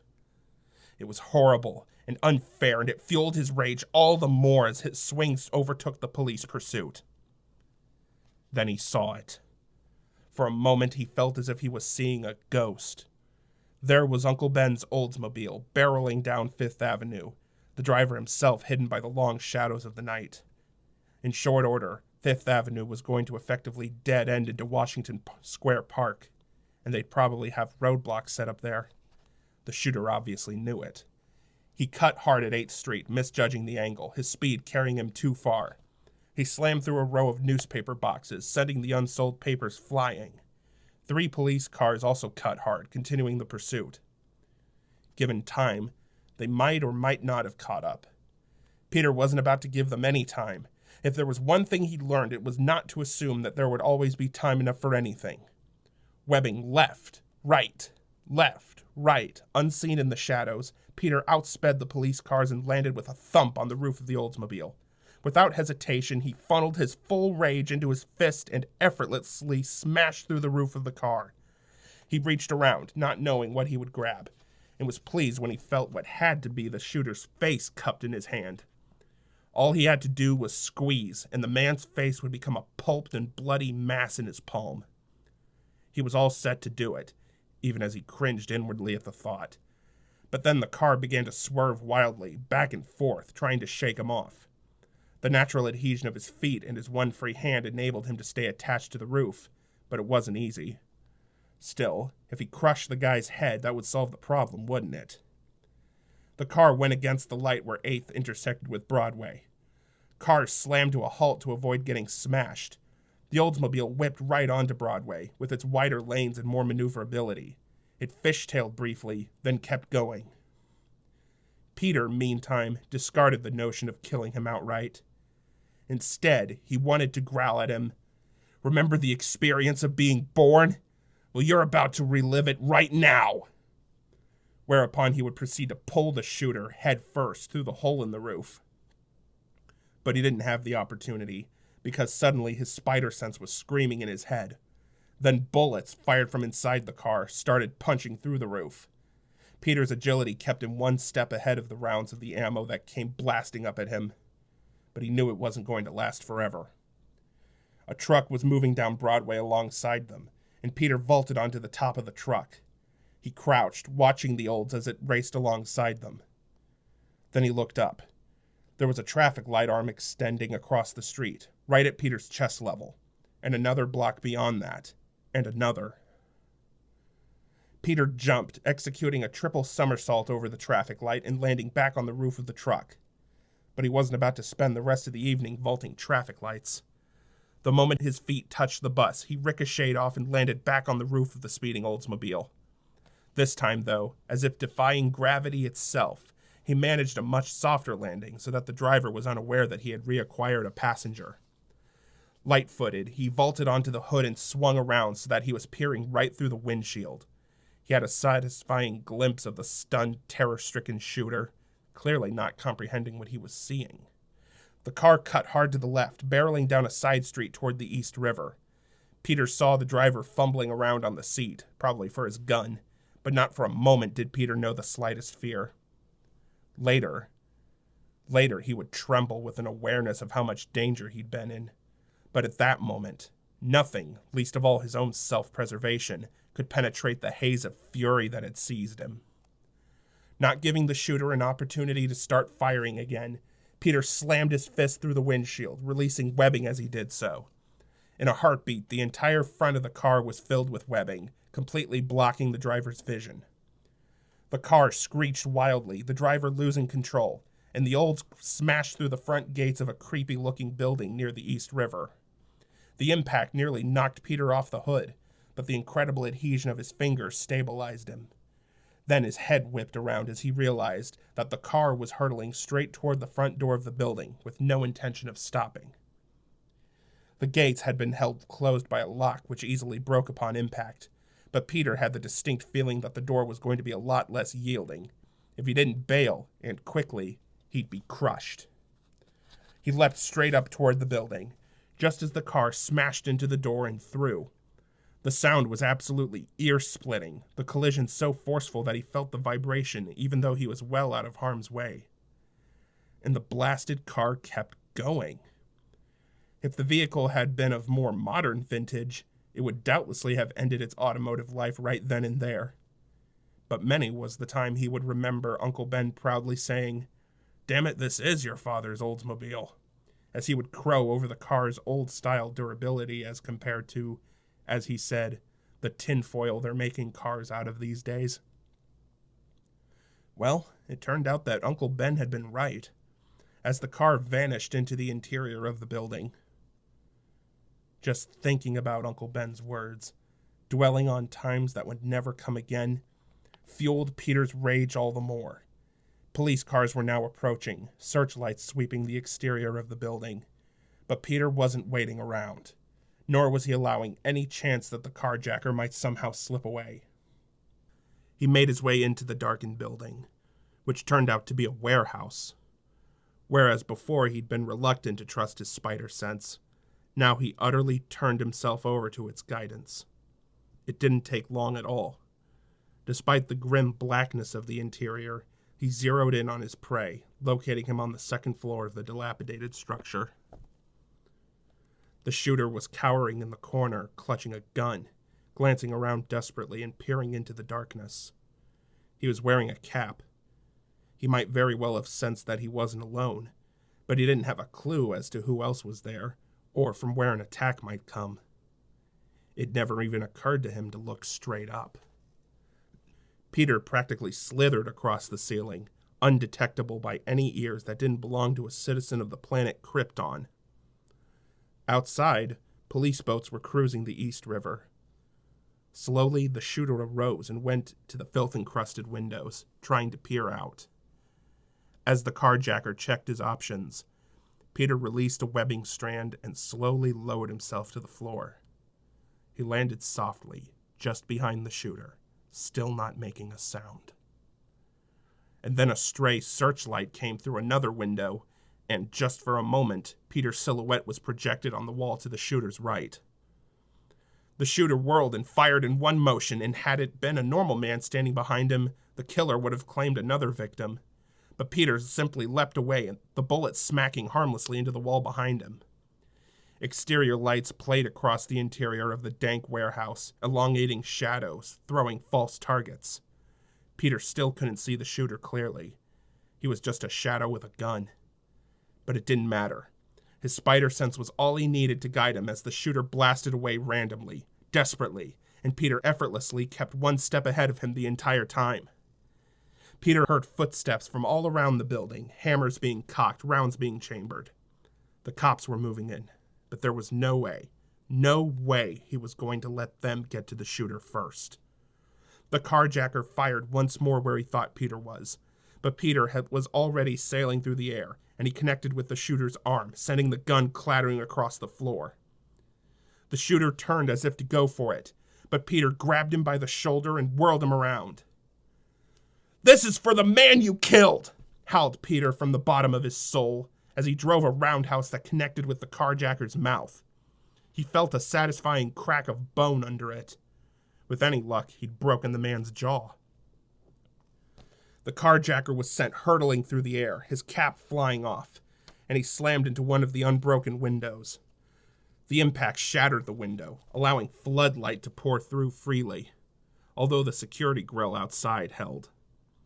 The carjacker teetered for a moment, almost falling, then tumbled forward onto the grimy warehouse floor. Peter leapt into the window frame, grabbed the shooter up, and hauled him to his feet. The shooter was trying to talk, his speech hampered by the damage Peter had done to his jaw. But he managed to get out. "Don't hurt me. Just give me a chance. Just give me a chance!" Peter couldn't believe what he was hearing, and he shook the man furiously like a tornado molesting a tree, a force of nature that could not be stopped. "What about my uncle?" he raged. "Did you give him a chance? Did you? Answer me!" And in that moment, a moment where Peter was so filled with frenzy that he might well have torn the man's head off, Peter saw the man's face, and a piece of Peter's soul broke away and went screaming down into a hell of his own making. Dear Mom and Dad, you know. You must know. Because Uncle Ben's with you now. And he told you about the guy. About what happened. About how we fought. The guy... My fault. All my fault. I went after him. And the whole time I was going after him, all I was thinking about was how I was at least going to do this one thing right. This one thing after everything I'd screwed up. Except when I cornered the guy, when I had him right in my hands. I looked straight into his face, and he looked back at me with this terror in his eyes, and part of me was thinking, I recognize this guy. Where do I know him from?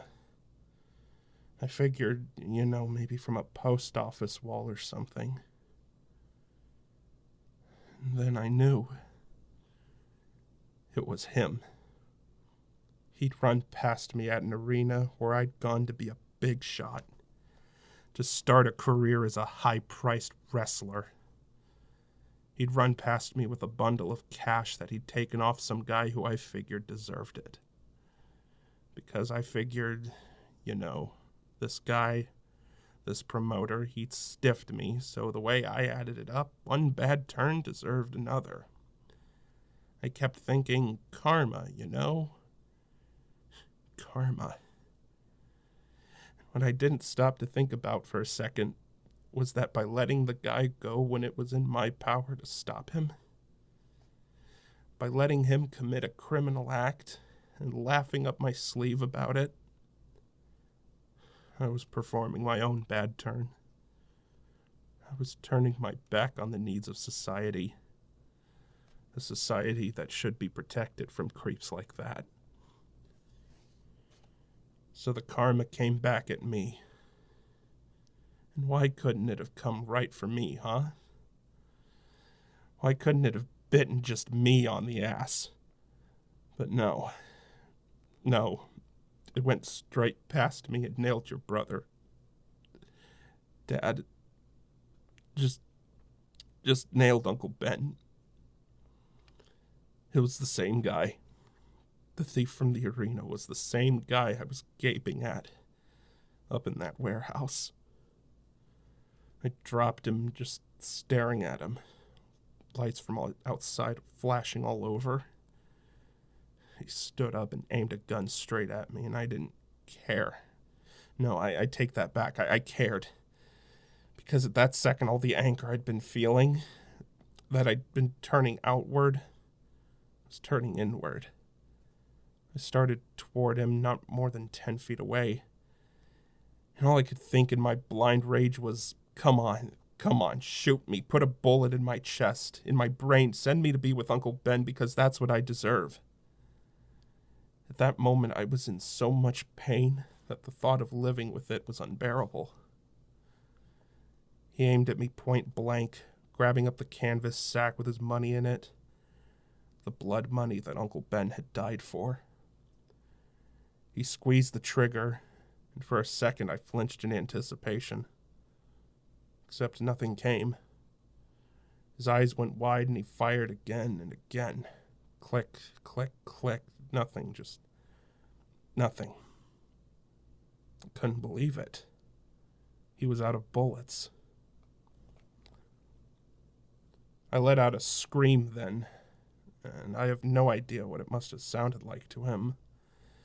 But the next thing I knew, he'd backed up too far and he tripped over a piece of rotting paneling and smashed into a window. Unlike the previous one that had kept him from falling, this one didn't. There wasn't time for me to get a web shot off to snag him, so I lunged forward, trying to catch him barehanded. I missed. I missed because I was too slow. Or I missed because I didn't want to be fast enough. I'll never know. And then he was gone. Out the window and down. The side of the warehouse faced out onto the river, so there was no sidewalk there. There was, however, a wooden dock below, 50 feet below. He hit it with a thud that sounded like a watermelon exploding. Money from his canvas bag fluttered all around, some of it landing on his dead body, the rest of it landing on the water and washing away. He'd lost his money. He'd lost his life. Uncle Ben had lost his. The scales didn't seem balanced because the one who'd started it off was still there. A police patrol boat was roaring down the river, and its spotlight picked up the shooter's body. Then it swung up toward the window where I was standing. I flinched back, throwing my arm over my face, as much from the brightness of the light as from wanting to keep my features obscured. One of the cops on the boat shouted, "There's the other one. I told you there were two of them." They didn't give me any chance to surrender, to come out with my hands up, no matter how much you hear that they're supposed to. They just raised their guns and got ready to start shooting, probably figuring that I had the advantage since I had the altitude. They didn't want to take any chances with a cold-blooded murderer like me. They came pouring into the building as quickly as they could, like it did them any good, like they could keep up with me. By the time they were all running around on the first floor, I was already out and gone. None of them saw me. None of them knew me. No one knows me. No, while they were trying to find me, I was blocks away, crouched on a rooftop next to a stone gargoyle, and I was sobbing like a baby, saying, "Uncle Ben, oh God, I'm so sorry." Like God was listening. Like God cared. You're with God, Mom and Dad. Next time you see him, you ask him if he's satisfied. Is he pleased I got the lesson? He gave me these powers, and I tried to cash in on them. And I became selfish and self-centered. And I have to carry that with me every time I see in my mind's eye the body of Uncle Ben lying there in the gutter. And every time I see in my mind's eye the putrid face of that shooter, the one who got away, who I let get away. And I had to carry that with me when I saw Aunt May's face, when I had to share with her that her husband was never coming back, that he'd been taken away from her because of a violent world, a world that I did nothing to improve except try and get into show business. I'm like Scrooge being told by the ghost of Christmas present that mankind should have been my business. I spat on gifts and ignored those who loved me, all for a power trip in the hope of making some fast money. And I can never, ever tell Aunt May about it because she would hate me forever. If anyone should have died, it was me. I'm the one who had the opportunity to do something great with this power. Instead, I'm left with the only father I've ever really known, lying in the cemetery, and the only mother I've ever really known mourning his passing. You tell God, you tell him that I get it, okay? I get it. It's what Uncle Ben said, that with great power comes great responsibility. But responsibility for who? For what? It's sure not to my pocketbook, or to a life of fame and fortune. I saw what happened when I made those things important. I have to look inward and outward, all at the same time. I have to do something before I go crazy with grief. Something. But what?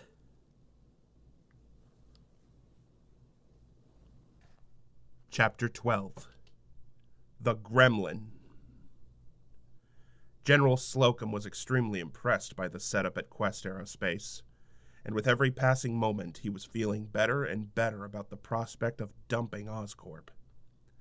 The facility itself was about as advanced as they came. Indeed, Slocum was almost looking forward to returning to the Pentagon and telling them that Quest was working on things that made current military technology look sickly. There was no doubt in his mind that Quest, and not Oscorp, was the outfit with which they should be doing heavy-duty business.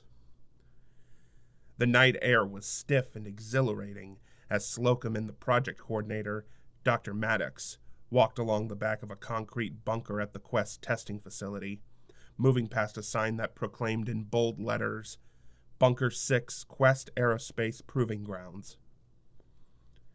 Maddox was a remarkably personable man, devoid of Osborn's irritating intensity and arrogance. Instead, Maddox wore his confidence like comfortable shoes.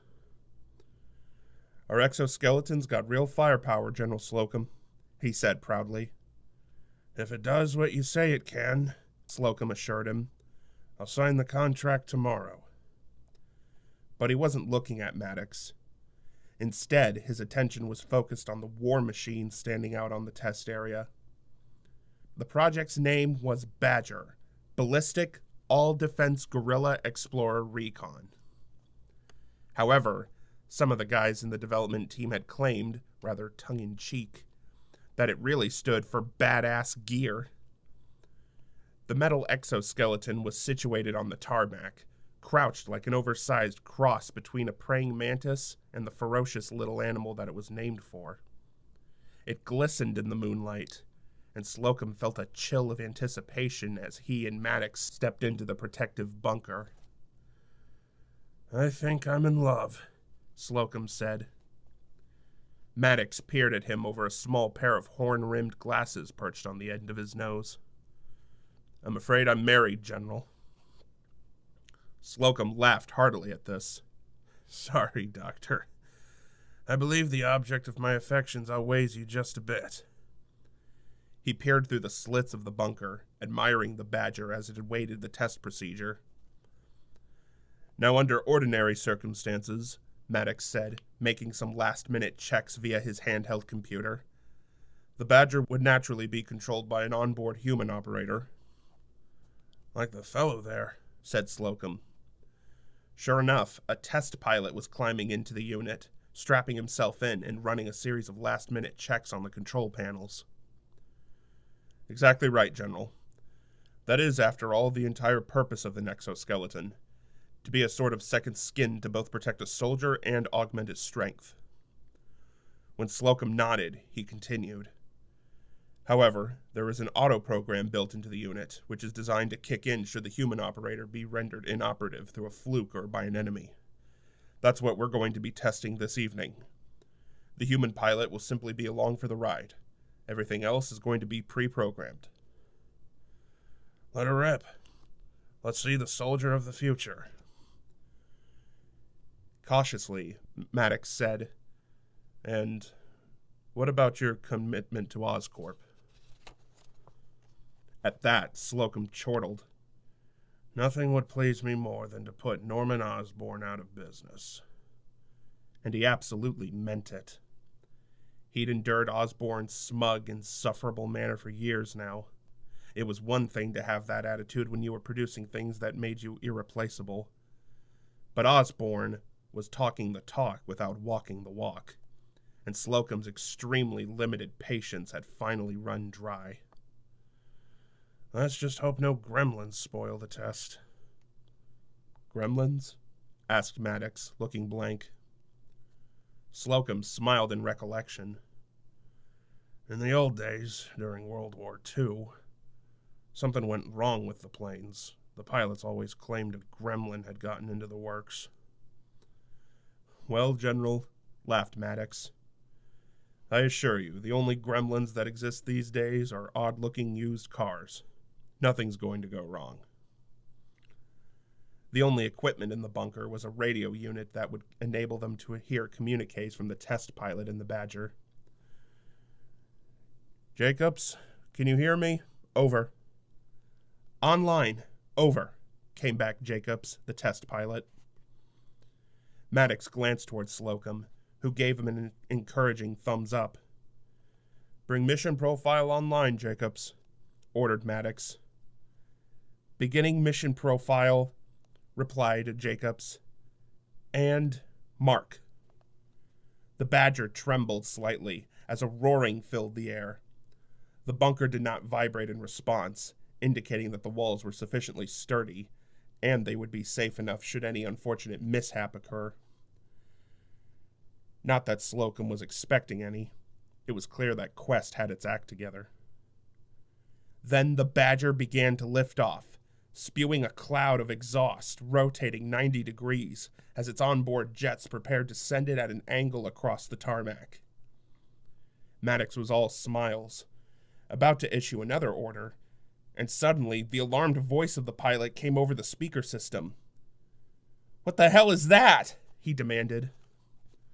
For a moment, Slocum thought this might be part of the test, but then he watched as the expression on Maddox's face moved from confusion to barely controlled alarm, and he knew something was wrong. Jacobs? Maddox started to say. Jacobs, come in. What is... And suddenly, the pilot's voice went up an octave as he screamed, Oh my God! What is that? Maddox, Slocum said warningly, not liking the way this test was going. I'm sure it's just a glitch. That was when the Badger exploded. It happened utterly without warning. There was no sign of anything going wrong with any of the onboard mechanics. One moment the unit was there, hovering a few feet in the air, and the next it was a fireball of burning and twisted metal, the sound so deafening that Slocum was moaning as he held his ears. Pieces of the unit flamed toward them and ricocheted off the bunker. Maddox was gaping uncomprehendingly through the slit. The smell of burning metal wafted through the air. Then something loomed out of the sizzling and smoky ruins. Some sort of creature. It appeared to be a mechanical demon spat up from a techno-hell, limber and tinted green, with a metal crest on its head, glowing yellow eyes, and a wide-open mouth filled with jagged teeth. It was flying, hovering on what appeared to be a glider. A glider that looked familiar. It looked... Oh, God, thought Slocum, realizing where he had seen it before. And in doing so, he knew the true identity of the beast hovering 20 feet away, inspecting its handiwork. Oh, my dear God. The green-tinted creature, looking like an oversized, monstrous gremlin, glanced right and left, as if searching for new enemies. Then its attention fell upon the bunker, and if its mouth hadn't already been frozen into a grin, it would have split wide with mirth. And the general reason that it couldn't be, simply couldn't be him, couldn't be the man with the hard expression and the self-satisfied smug air, couldn't be the man who the general had been gleefully planning to put out of business. He started to shout, Osborn, what do you think you're doing? And it was at that moment, when the high-powered missile detached itself from its holder beneath the flying platform and hurtled toward the slit in the bunker as if it had eyes. That Slocum realized Osborn, in fact, knew precisely what he was doing. The missile struck the bunker, and although the structure had been designed to withstand a significant amount of punishment, the damage it sustained from the missile was far more than it was able to take. The bunker erupted in flames. Maddox barely had enough time for a scream. Slocum, not even that. Within seconds, the conflagration had consumed the bunker and its inhabitants. And with a demented cackle of glee, the gremlin spun joyfully in the air and bellowed, "Ha ha ha ha ha! Badger! We don't need no stinking badger! Ha ha ha ha ha!" Then he threw his arms around himself in a joyful expression of self-adoration and jetted away into the night sky, his laughter drifting behind him. Chapter 13. The Transitions. Peter wanted to feel good about it. As he looked up at the clear blue sky, his view of which was suddenly interrupted by hundreds of mortar boards spiraling into the air, he wanted to do nothing but rejoice over the fact that he was about to leave high school behind. That his life was, in effect, about to begin, with everything up until now serving as a sort of lengthy preamble. But as the overjoyed cheers of his fellow graduates rang in his ears, all he could do was dwell on the fact that Uncle Ben wasn't there to see it, and he should have been, and it was Peter's fault that he wasn't. But he knew he had to push such grim and depressing musings far, far away from him. Aunt May was like a bloodhound. If she scented the guilt that he was carrying, she would immediately start asking him what was wrong. So he forced a stiff upper lip grin, determined that no one would see the heaviness in his heart, and looked around for her. Instead, he spotted Harry, who was grinning with absolutely delirious joy. Peter couldn't blame him. Harry had, with Peter's aid, studied his butt off for the Regents' exams, and he'd nailed them. Harry war-whooped when he saw Peter and threw his arms around him. "We made it, buddy," Peter said, smile plastered on his face. Truth to tell, with the infectious joy that Harry was giving off, it was hard not to share in the happiness. Harry nodded, and then gripped Peter's upper arms in excitement. "Good news. My father owns a building downtown with an empty loft he said we could have. Why not move in with me when you get to the city?" Peter blinked. He'd been wrestling with the notion of how he could possibly support himself in the face of Manhattan prices, and had almost resigned himself to having to stay living with Aunt May. Still, it wasn't that easy. "I'm not sure I can afford the rent," he admitted. "We'll work something out," said Harry with assurance. Peter crossed his fingers. "Gotta get a job first." Then he looked around, trying to spot Aunt May and the surging mass of parents and students surrounding one another. Then he spotted her, standing much closer than he would have thought, and he was stunned when he saw to whom she was speaking. "Harry, look!" And he pointed. Harry looked where Peter indicated, and his jaw dropped. What are the odds? He wondered as they pushed their way through the crowd. They drew within range of Aunt May, and Peter caught the tail end of what she was saying. "Thought you might be Harry's father. He's the spitting image of you." Then she spotted Harry, who was in front of Peter, and called, "There's Harry." Harry made it over to his dad, Peter right behind him, and held up his diploma in his left hand as if it were the Olympic torch.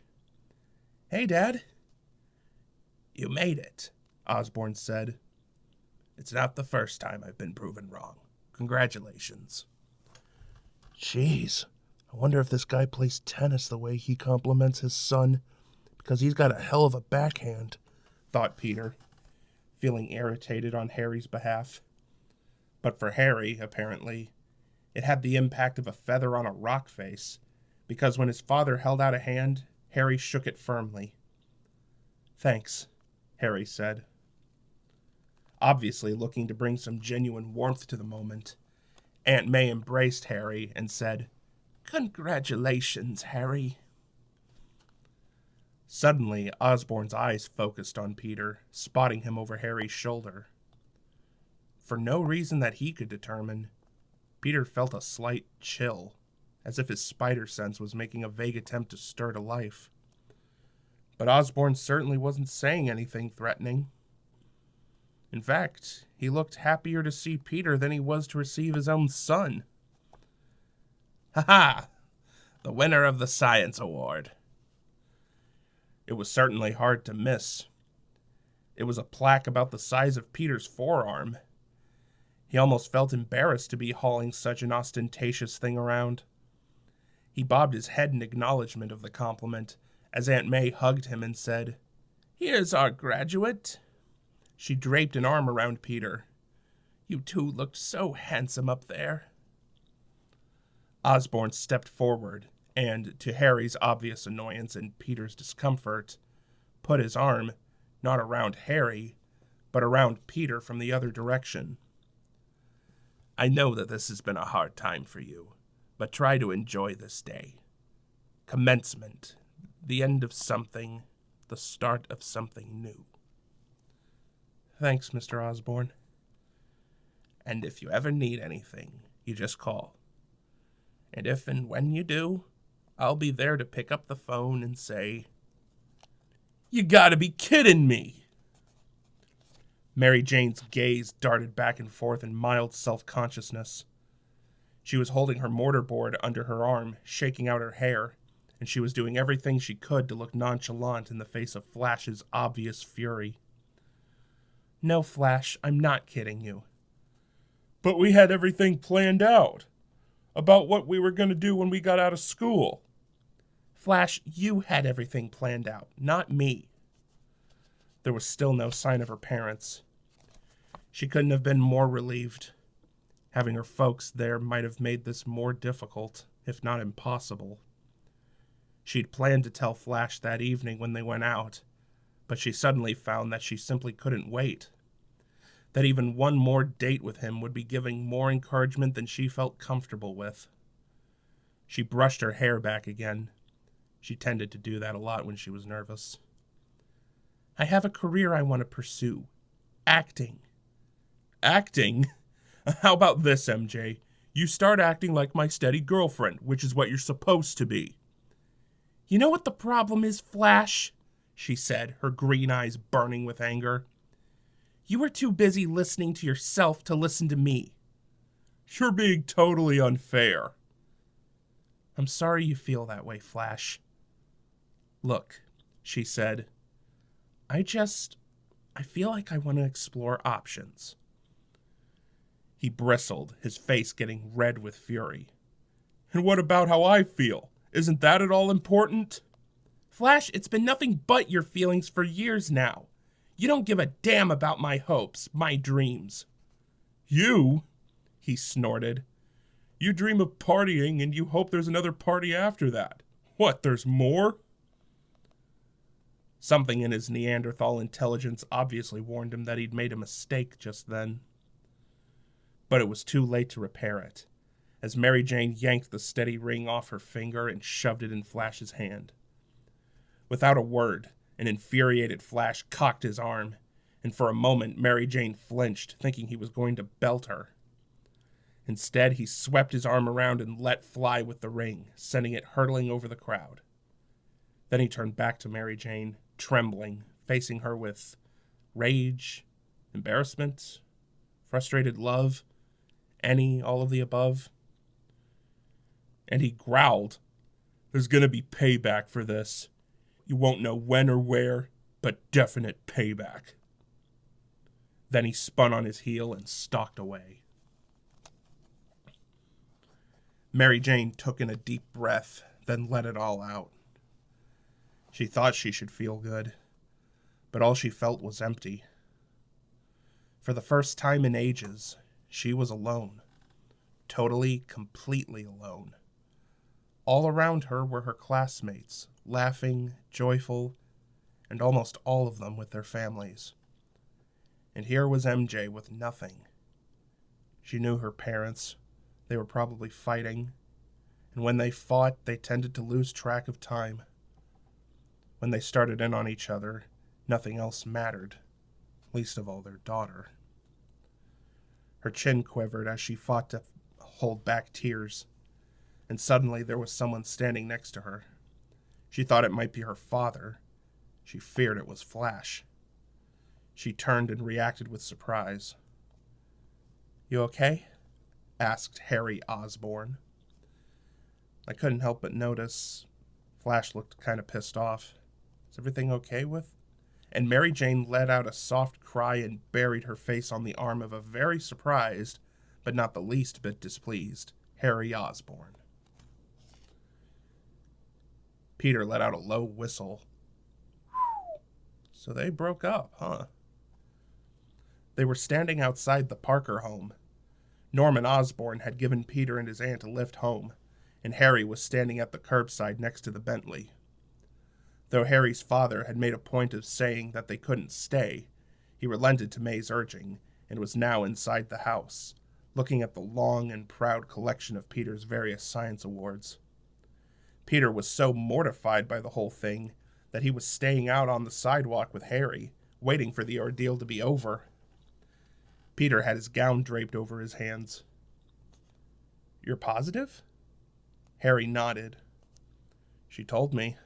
I would have let you know, but you were busy talking to my dad." "Yeah, I hope that doesn't bother you, him making a fuss over me."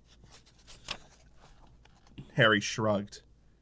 "Hey, if he likes you and you like me, then maybe he'll like me better." Then he laughed. Man, I wish you could have seen Flash's face. He looked like the guy from that movie poster for Scanners. You know, the one where his head looks like it's about to blow up. That's some timing, huh?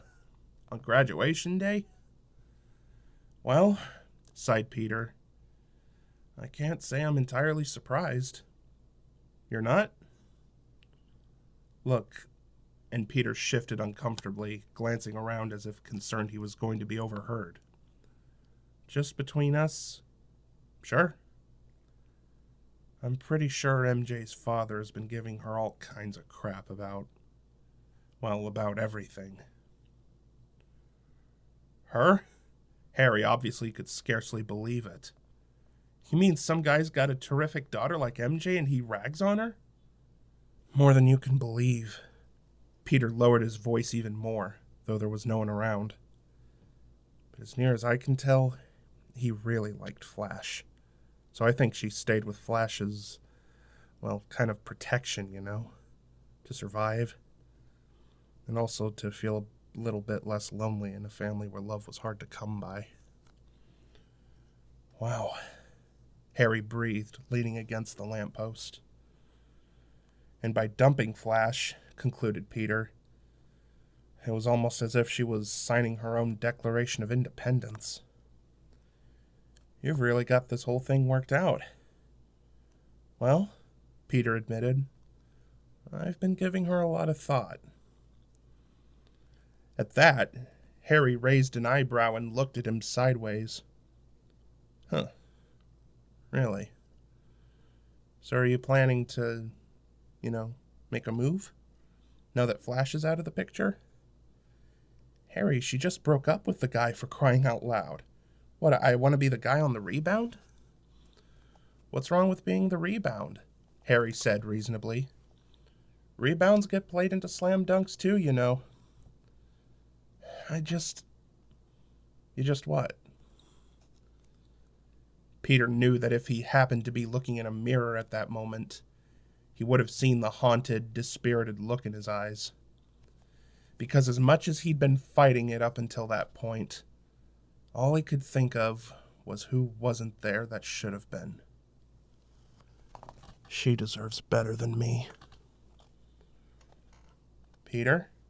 Harry prompted him. And Peter just shrugged. "We're too different. We'd never work. It'd be a train wreck, trust me." Harry started to reply, but then Norman Osborn came out of the Parker house, walking briskly. Peter noticed that when Osborn walked, his arms didn't swing at his sides like other people's.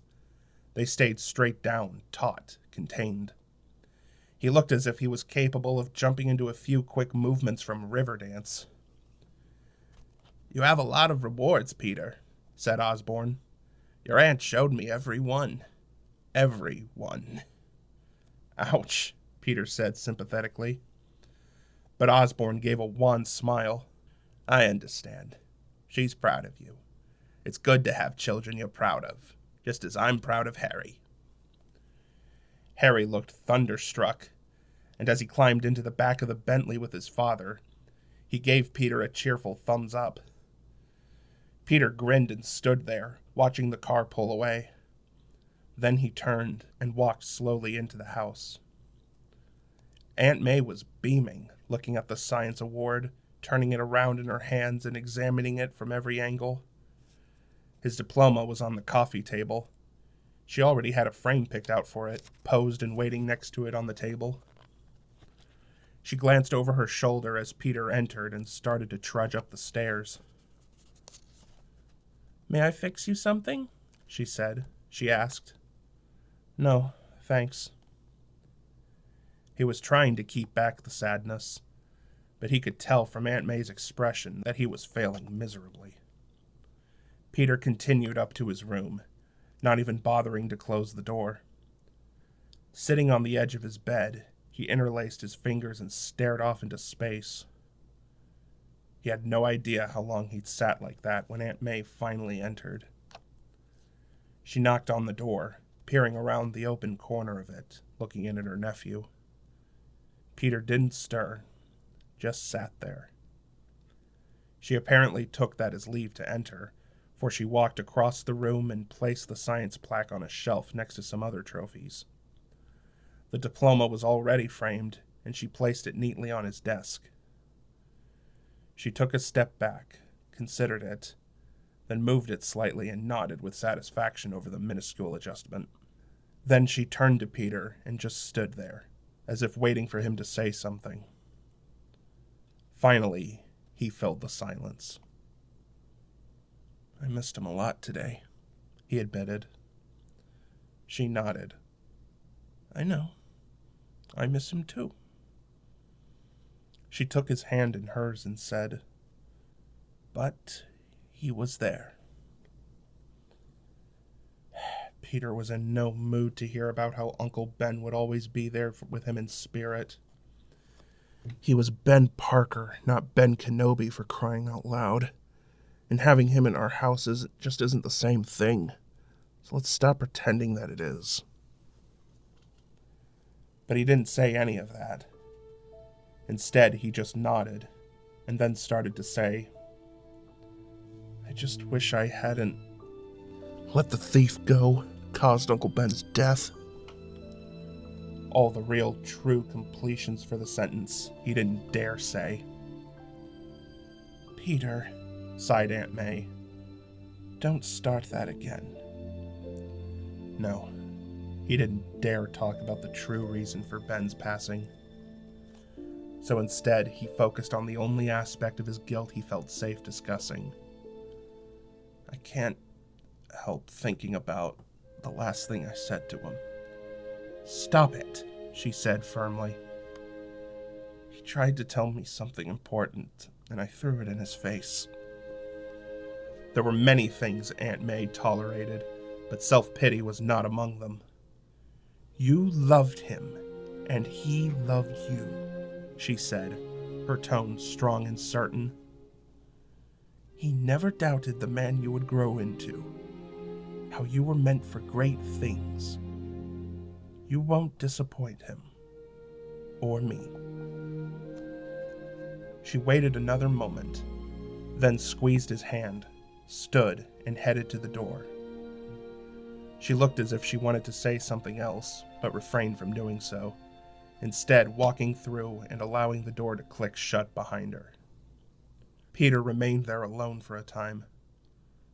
And then, without even being aware that he was doing it, he was up and at his dresser, He pulled one drawer out completely, removed some sweaters that he'd piled in there, and proceeded to dig all the way to the bottom of the drawer. It was there. The makeshift costume he'd worn when pursuing the crook. The red sweatshirt with a spider outline sketched onto its chest. "Remember," echoed Uncle Ben's voice in his head, "with great power comes great responsibility." But responsibility to whom? To what? The answer became clear to him. To the living, to the dead, to those accused but not convicted, to the people who need help, and to those who, faced with death, deserve to live and have a second chance to make things right. But he couldn't do it from here.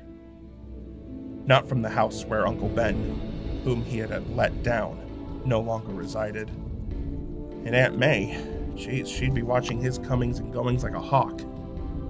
He needed mobility. He needed freedom. He needed to do the job.